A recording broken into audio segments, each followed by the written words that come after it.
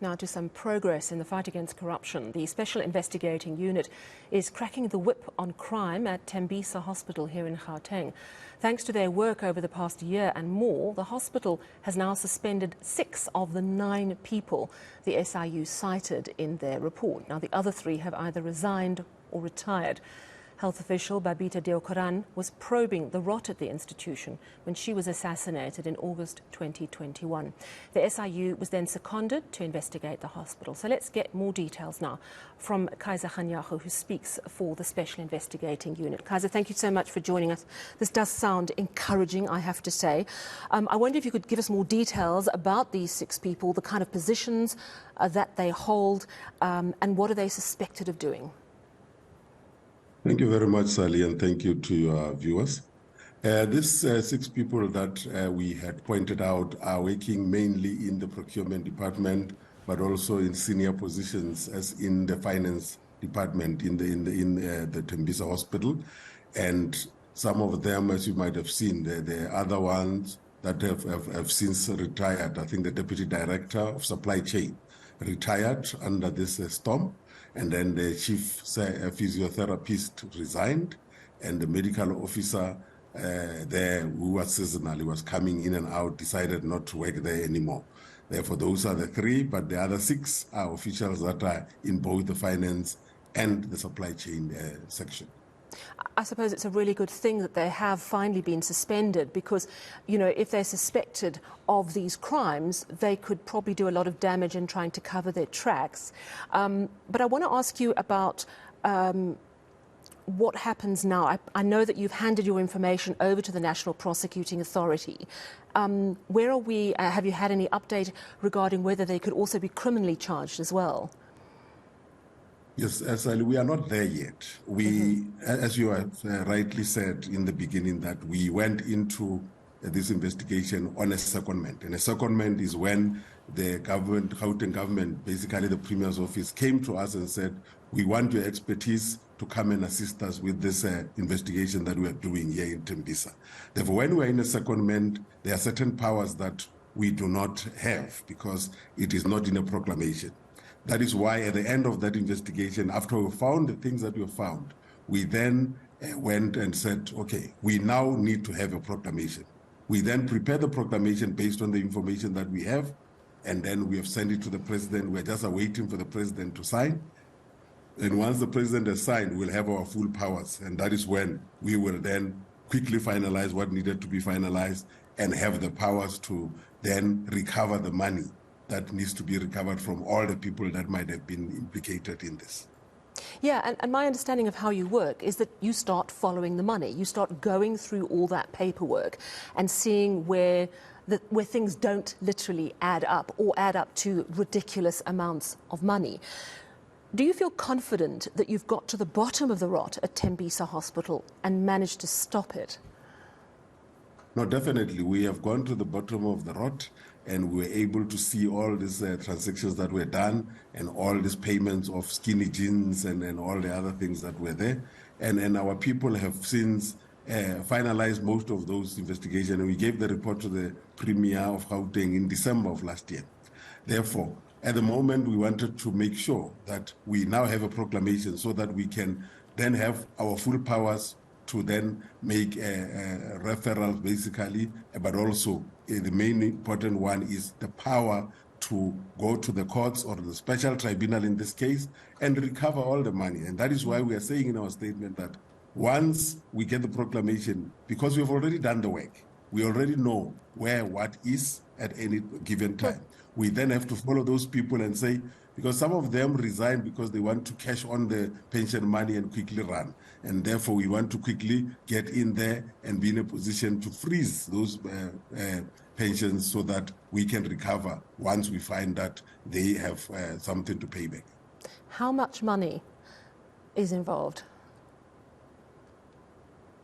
At the moment, I think, I don't have the figure with me now, but at the time when we were giving that report, we were talking millions and millions. A small procurement within a hospital, we were talking more than 200 million rand that was used to buy PPEs during that time.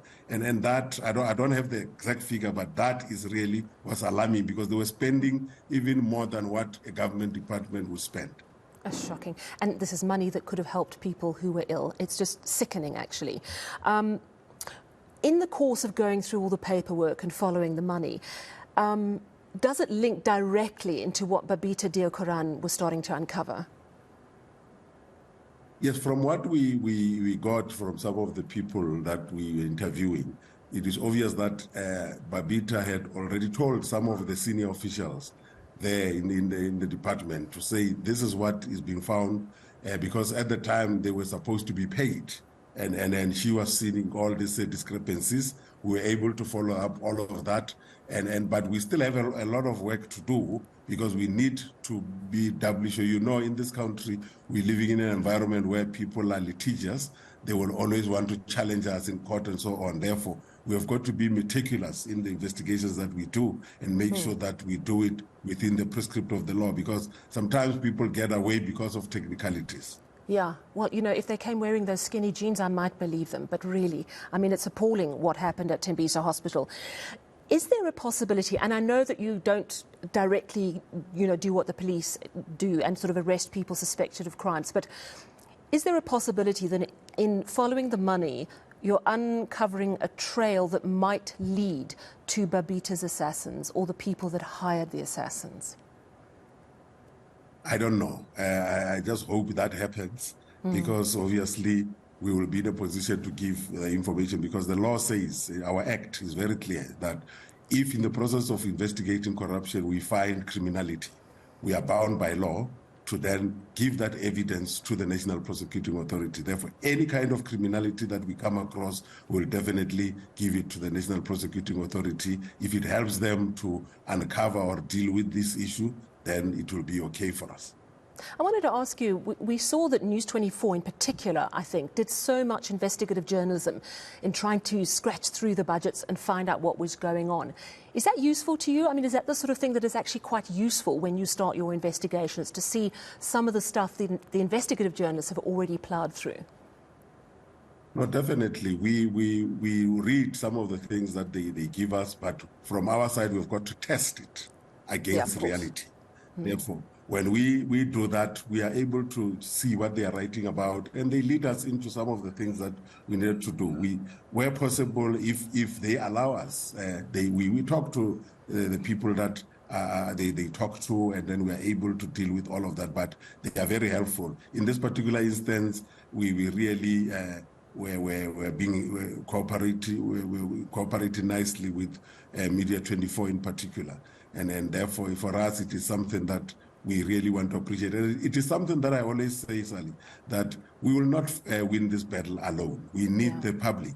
And if the public are prepared to come forward, because they are the ones who see these things, they can come forward and deal with these things, give us this information. We need the media to work with us, because this is our country, all of us. Yeah, as Enver said, we need the good people to work together, and kudos to News 24 for the work they've done. So you've explained to me that the information you've handed over. The eNCA, of course, will make a decision on whether to go for criminal prosecutions, but certainly these 6 people are now suspended from the hospital, and you're just waiting for a proclamation before you can actually go after and seize the money. How long will that proclamation take? What does it involve? No, I think at the moment it can come up anytime. We are waiting for it to come up anytime, because it has gone past most of the hurdles that it needed to go. Therefore, because like I said, we are living in a litigious environment. We've got, the lawyers have to make sure that everything that is in there must be clear and it mustn't be questionable. Therefore, we are waiting for it to really come back. But in the meantime, now that these people has been suspended, they are now going through a disciplinary hearing. Our investigators are going to be available to serve as witnesses in those disciplinary hearings. And that is what we will be doing to help the department. Oh, that's fantastic. Thank you so much for such an encouraging update. Kaizer Kganyago speaks for the SIU. Real progress, it seems, in getting to the bottom of the Tembisa Hospital rot, and he's confident the rot has now been stopped. Consequences to follow.